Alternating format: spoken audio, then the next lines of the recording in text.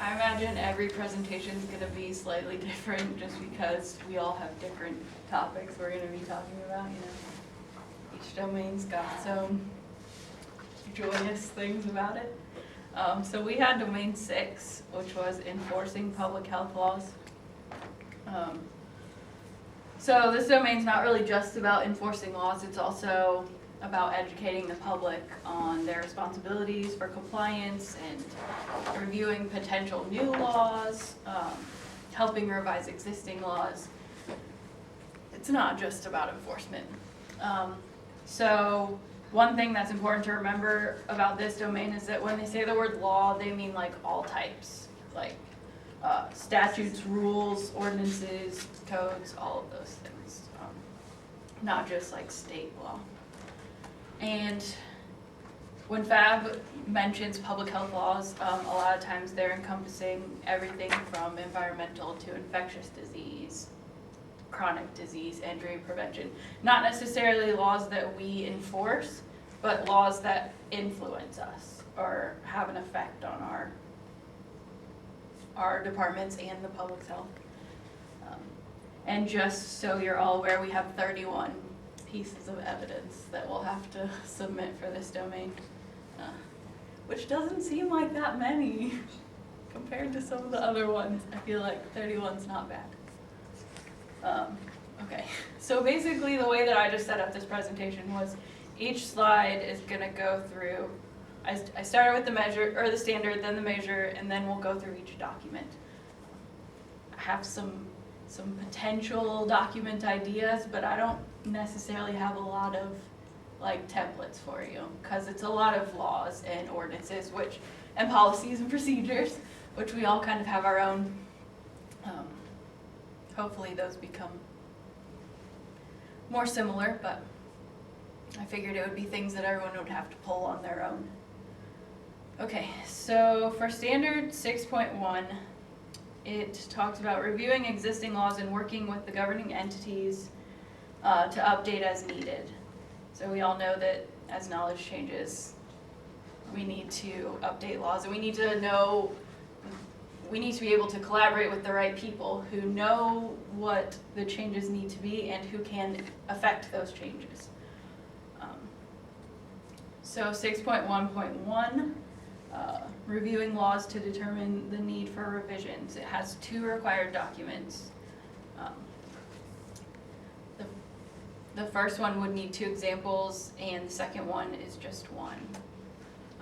So the first document, we have to show that we've reviewed laws for their public health implications, and they don't necessarily need to be laws that we enforce, but those that could impact us would work.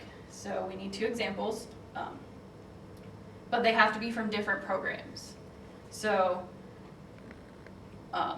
you can't pull both from like an environmental program.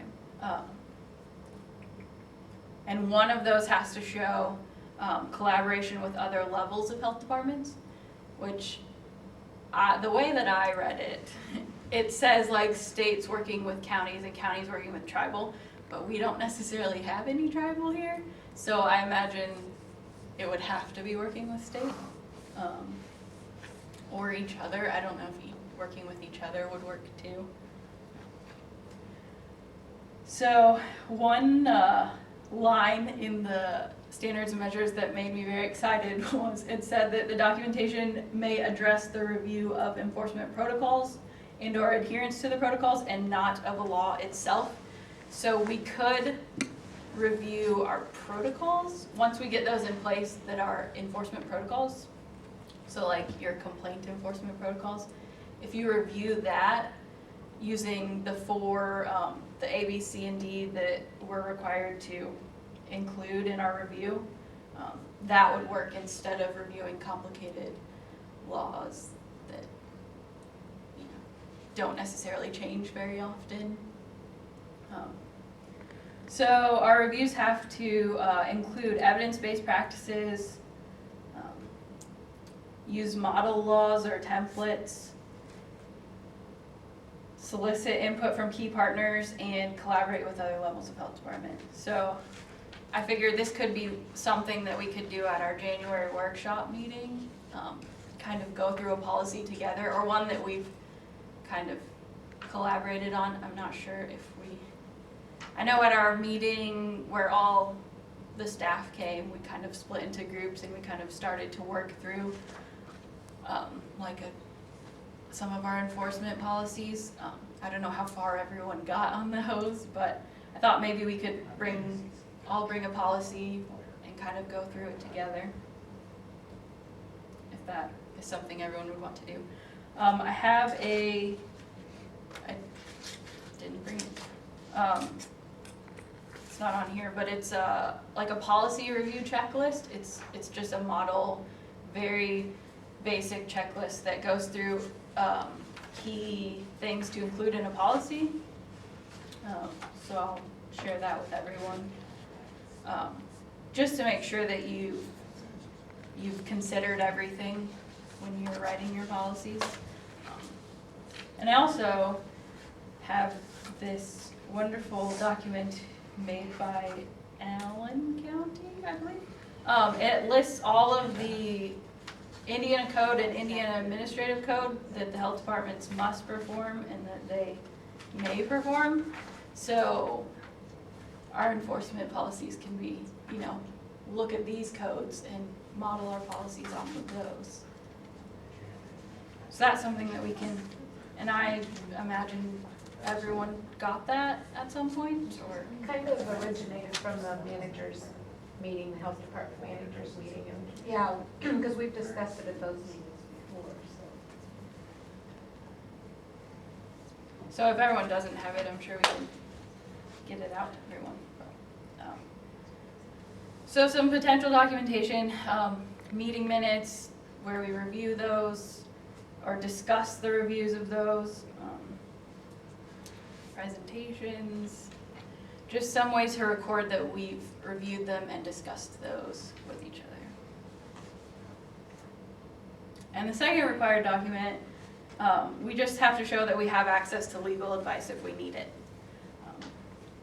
So you can use MOUs, contracts.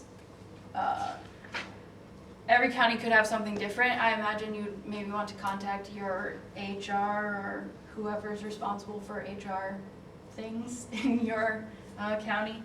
They may have something. Otherwise, we are just contacting our attorney directly and seeing if we can just get a statement of some sort. Do other county health departments have their own attorneys, or do you use county attorneys? County. We have ours. See, that's what I wasn't sure how everyone's was. So. Oh, ours is different. Because we bothered the kind of. We bothered the Bothered county the- one too much. So they said, there's so many, get your own. We use her too. we used to have a retainer for an attorney, Yeah. but we no longer, No, so we use the $5,000. county attorney. And there's nothing really saying that the county attorney has to, it's just kind of a gentleman's agreement that anything that happens within the county office. So you need an MOU with the council that says you can use that attorney.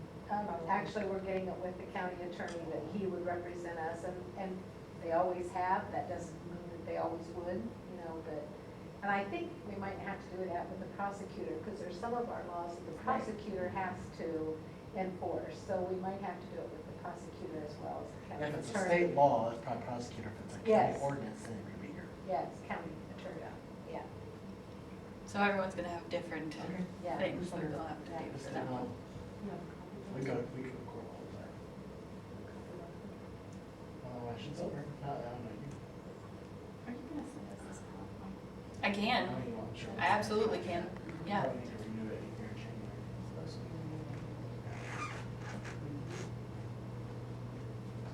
No problem.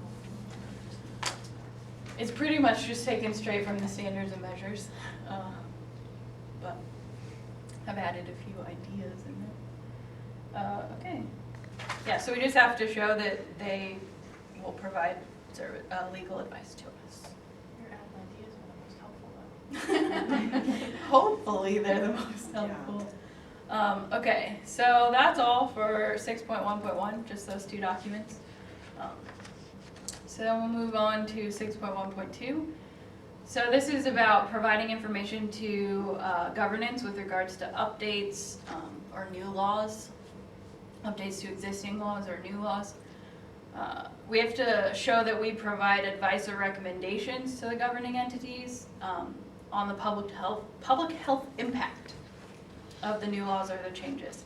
So with this one, it's just going to be one required document with two examples, a 5-year time frame. We have to document that we've submitted, for the first required document, that we've submitted written reviews of current laws or new proposals to the governing entity. I was thinking maybe you could kind of review when the new law proposals come out with the new legislation, you could kind of review them and maybe type up an email and send it out to your boards. You could discuss them at a health board meeting, and I would say maybe type out your recommendations or your thoughts on it and make sure that they all have a copy of it, just to show that you're giving that information to your boards, that you're keeping up to date on the laws and how they would impact you. Even running it by your attorney again to get his ideas of how he perceives that. Because we found out our county attorney, from the one we had to the one we have, they differ totally. A lot of So- them don't even wanna Yeah, do anything, cause they're so right. scared of it. So before you have to enforce that new law, sometimes it's best to get their direction on it too and see how they're perceiving. We're very fortunate, our county attorney used to be a prosecutor, and he's taken several state officials to court in recent years, so he's pretty aggressive, so we're pretty lucky about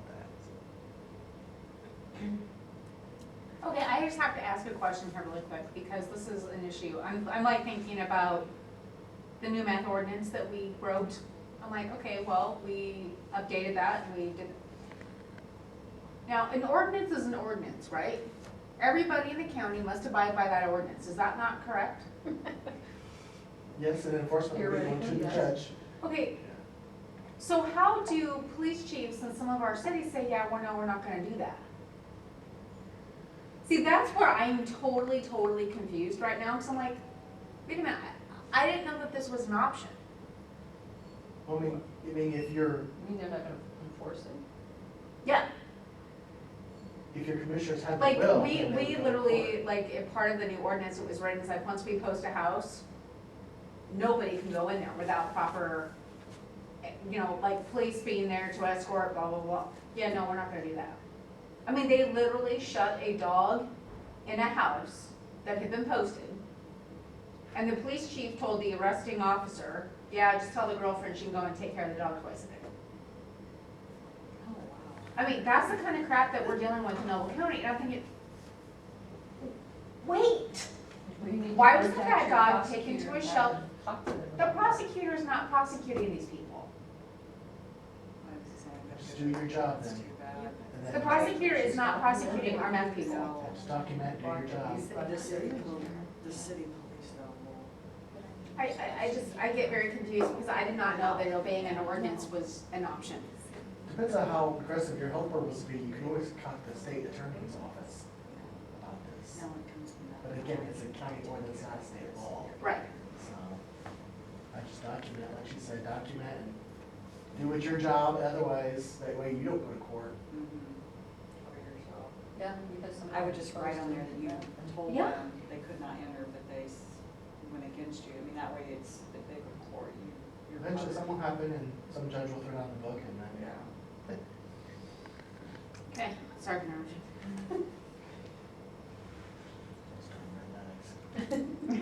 Causing problems for us. Okay. Yeah, so we just have to show that we've distributed that information to the target audience.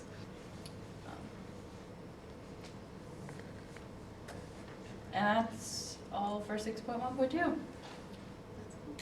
Just that one. That's it.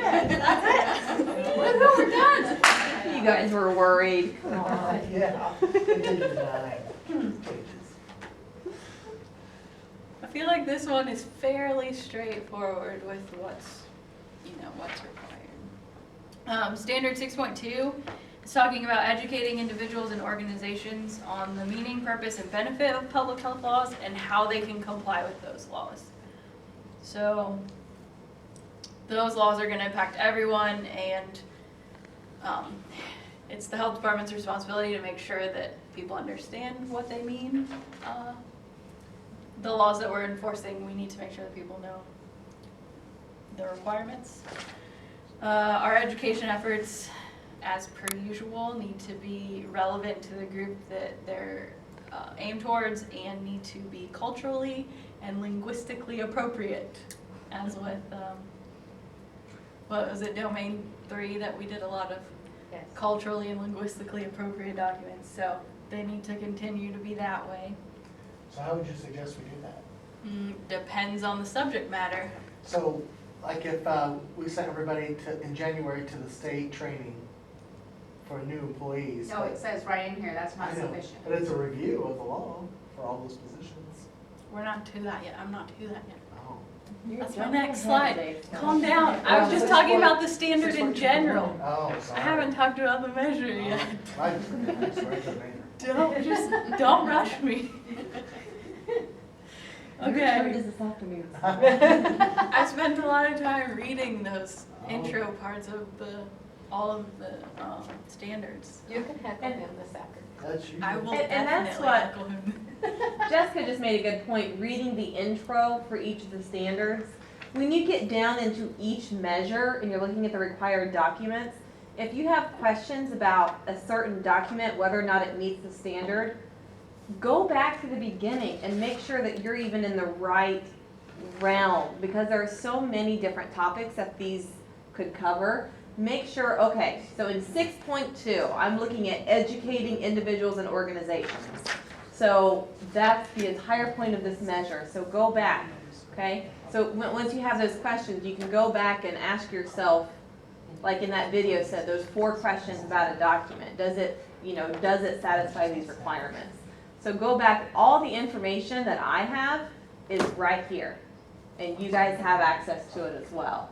So when I go through and I look at a document, I ask myself, certain questions, and I go through and it says, the document may be this, it has to do this, and I just go through, does it meet this, does it meet this, yes, yes, yes. And that's what I do.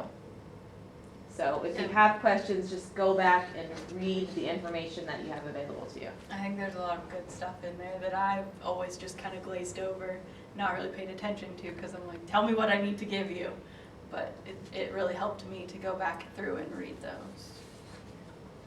Sorry, go ahead. That's all right. So for this one, there's 2 required documents, and they each need 2 examples. So with that one, they're just trying to assess our knowledge of how the laws support public health practice and how we ensure that they're applied consistently. So in order to do that, we have to show that our staff are trained in the laws that support public health intervention practice.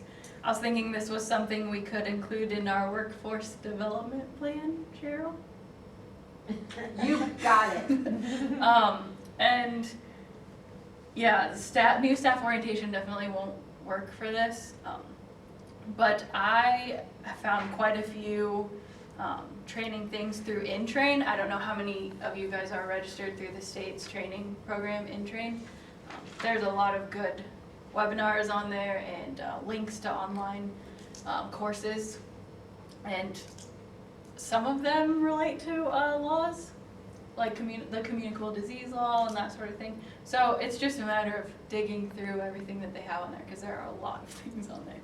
I'm gonna put a spot in for InTrain. That actually is managed through our department, so if there's something that you need built, let us know, Okay. because we can build courses for you to utilize within your local health departments, if that suffices your standards or Sure, requirements. Okay, yeah, we need to have a course about law. Specific, Oh. let's make it specific. What you want, I mean, really, if you have like a PowerPoint of content, we can upload it into Intrain. We have a gentleman who helps do voiceover, and we can make it an online course for your staff. If that's what you need to meet the requirement, we can do that. Because we manage, Because if it's a requirement for you, it's a requirement for everyone else. right, so we might as well make it publicly available. And I wish the new staff orientation would work, because like that first, I think it's just general orientation where they go through everything. That would be nice. But we can find other things. I know that there are like training sites that I imagine if we do like a screenshot of the site and maybe a copy of like the certificate of completion or something like that, that would be a good way to document that we've had that training, not just including it in the workforce development plan. Right. And then I actually, Intrain kind of links to it a few times, but the Northwest Center for Public Health Practice through the University of Washington has a lot of online training and webinars that seemed I mean, I didn't go through the trainings, but they had quite a few that referenced laws, and when Intrain referenced them, I was like, okay, it's one that I think we can use.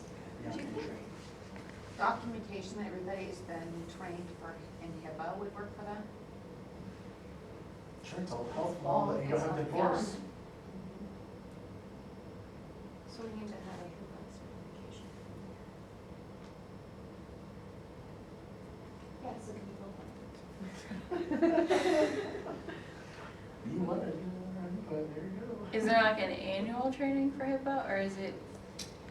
You know what, I don't really know how often we're supposed to sign off on that. It's been a couple of years since we have in our health department.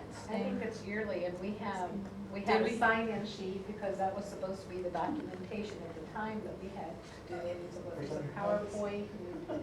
And yeah, it's sitting right there on the shelf. But we've had turnover, so. So there's actually a training.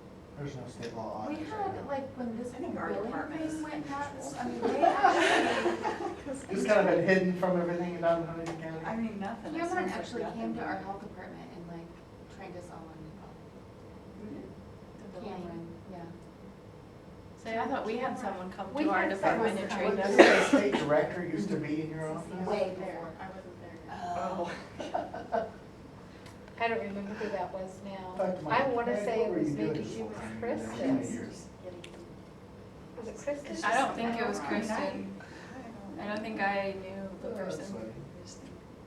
Her name's probably somewhere I'm sure it's in on there. our We have the because she training. gave us a copy of like a PowerPoint presentation. Yes. Taking advantage of. Was that last year? Forgotten. No, it's been longer I than thought it was that, like pretty 2 years sure. ago. Pretty sure it's been longer So if we could just build some of that training into our workforce development plan, would be a good You idea. mentioned the workforce development plan one more time. It's just a line, just make it a line in your. than that. Actually, in your she's website. giving you suggestions. I am, I'm trying to help. Trying to make it easier for you. It's stressing me out. I know That'd that be really IU, training. Public School of Health, they have a ton of courses on FBA. Oh, that. yeah, I've already come through this, but yeah. Yeah, they were there. Yeah, they're at that meeting and Mm-hmm. there's a ton of stuff at IU, so. What about the Epi Ready training? That, I don't know if that's necessarily about a law, more so as like a procedural thing. Cause that Happy Ready training, that just kind of addressed foodborne illness outbreaks. But doesn't that apply? Doesn't- That's not really, is it, I mean, is it a law? I'm not environmental, but I just know it seemed like there was that part of code and I didn't go to that one, so I don't know what they're talking about. It's I don't been know a if while, it's a law or I mean, I've slept since then. I was I- just trying to think what might apply. I think it's not statute either. I didn't think it was. Okay. I thought it was more like procedural stuff, more than anything. But, I mean, I'm more than willing to go back and look through it I mean, I and see. think the health department is charged for investigating outbreaks. I think that's in state law.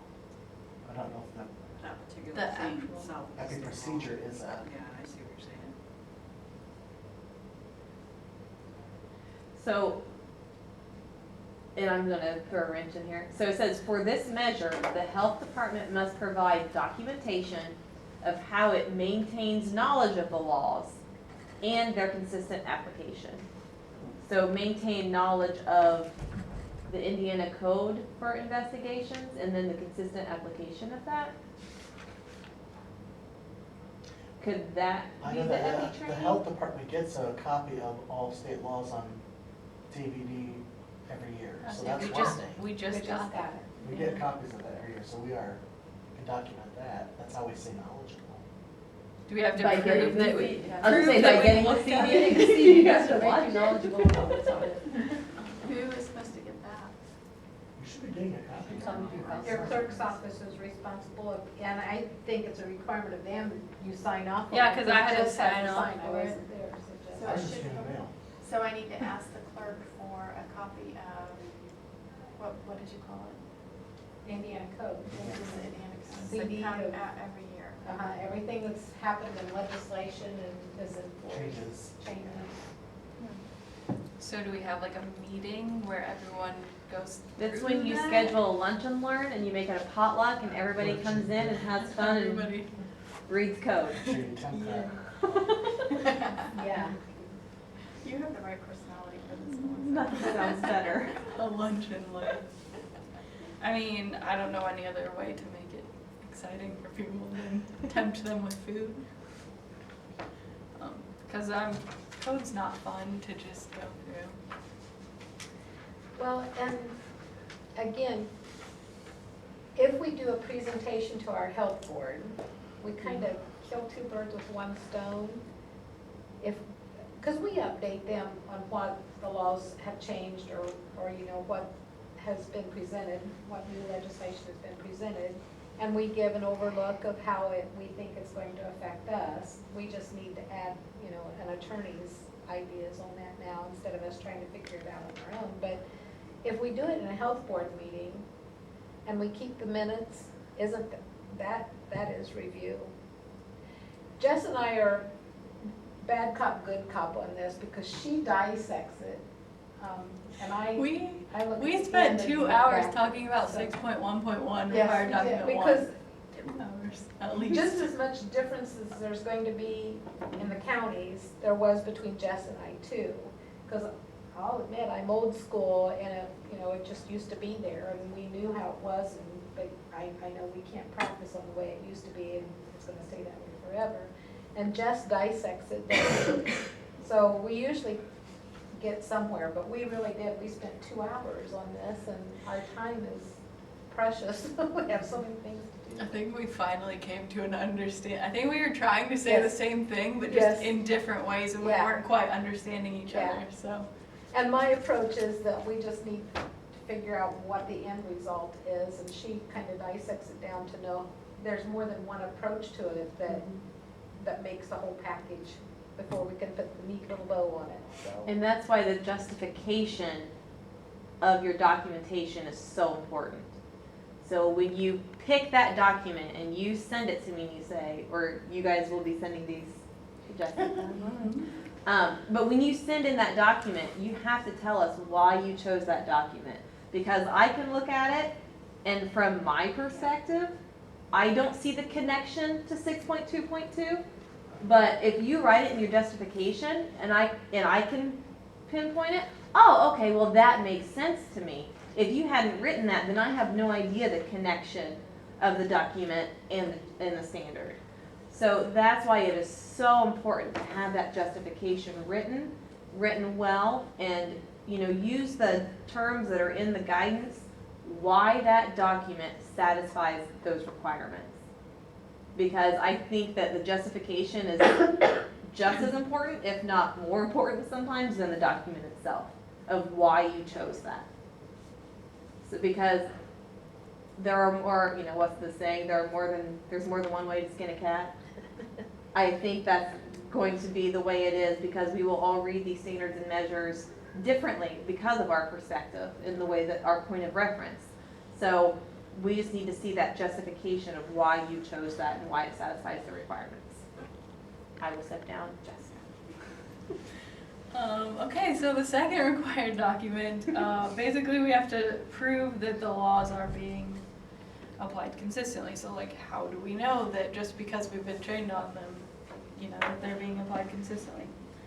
So, we have to show that we coordinate with other organizations that apply laws. If it's not a law that we directly enforce, we have to show that coordination.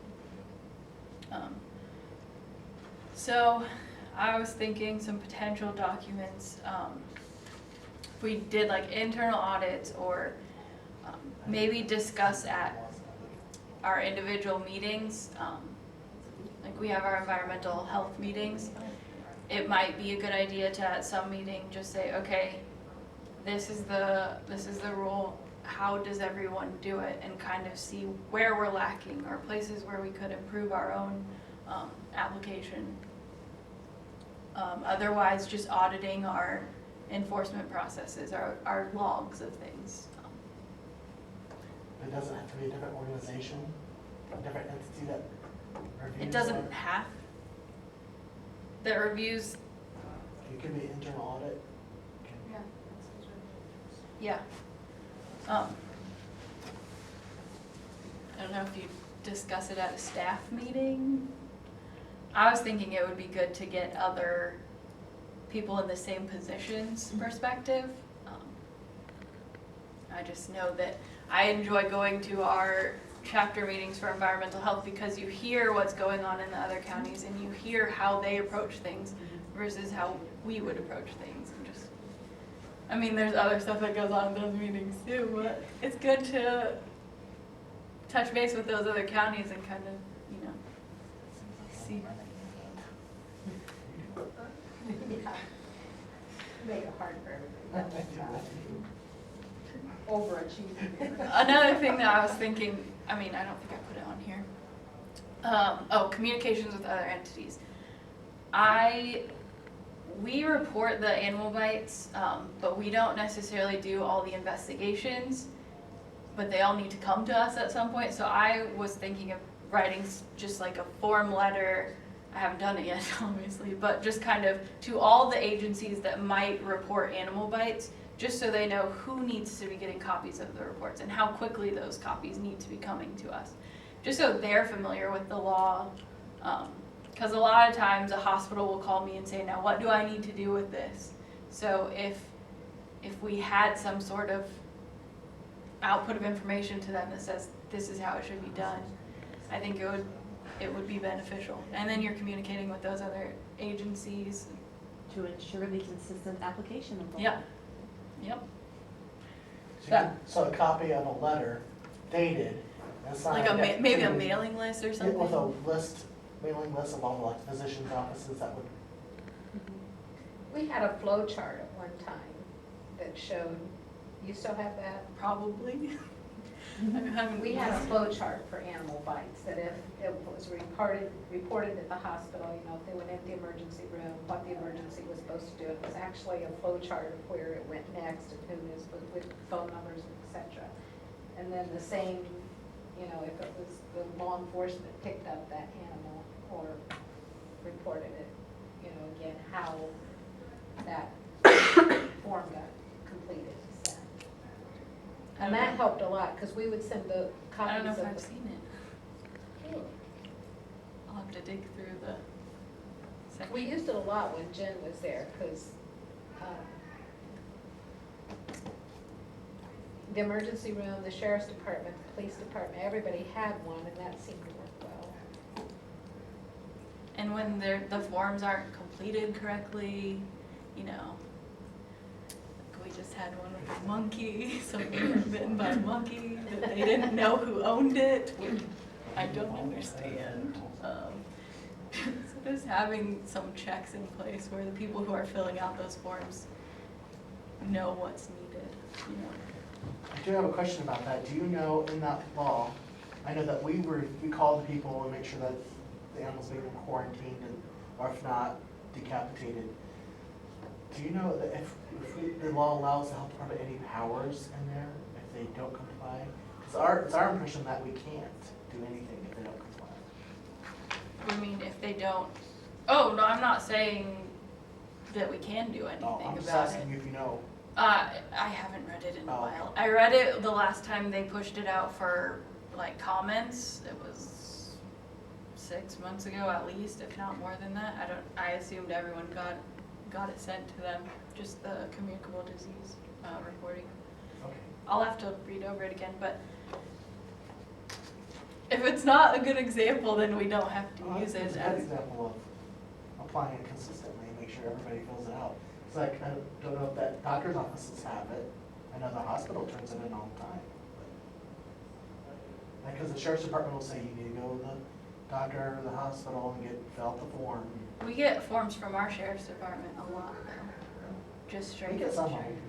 That's, I mean, aside from the emergency room and Allen County stuff, we get them from the sheriff's department most frequently.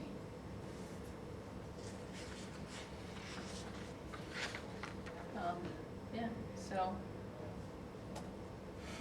6.2. Moving on. Yeah, I mean, there's not really anything else to say, just maybe like logs of our enforcement or just a letter or something to show that we're trying to make sure that everything's applied consistently. So 6.2.2 is talking about laws, permit, license application, that the requirements can be accessed by the public. So there's just one required document, one example. So we can just have a link to indiana.gov/ISDH on our website. If That's what it that's says. your application process. Well, because it says for laws that we don't necessarily enforce, and that would be the website for it, so. Yeah. Which we have that. I guess when I read it, I applied it to ones that we do enforce. So I was like, so we show how we can make that information available to the people who request it. So I thought like posting on our website, we actually have handouts in our office. I brought one. How do I get my septic permit? And it goes through the process. Yeah, we have that. And it's linked on our website and just so they understand what's expected of them, how they need to go about getting things. That's what, posting on the website. Yeah, we have like in the food section, you can click the link to go to the website. Yeah. Yeah. I would imagine that would work. Yeah. Just how you can show that you're giving the people that information. I don't know if we just say it's only on our website, if that's enough for them. Screenshot. Well, yeah, but like, what about people who don't have access to the internet? We have. Can we put on a website, come to the office? Sure, because they'll see that. Yes. I'm just trying to think that we cover all our bases, but. Do you house any of that stuff outside of your local health department at your public library or anything like that? Is that an Not that, opportunity to do that? not that I. Sure, we do it for us, but- No. Isn't your library across the It's street? across the street, yeah.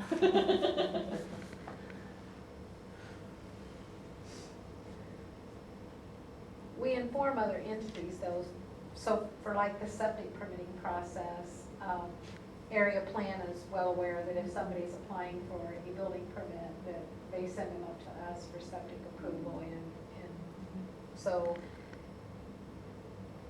maybe making that information available. And septic's a good one because installers are made aware, you know, installers know that they can't start without a permit. Well, they know it, whether or not they do that or not. And so that, you know, it's kind of a, food permits not so much, but every now and then somebody has got a restaurant open before we're informed or within just days of that, but. I got a call on Thursday and he's like, I want to open on Tuesday. What? Yeah. Yeah, so.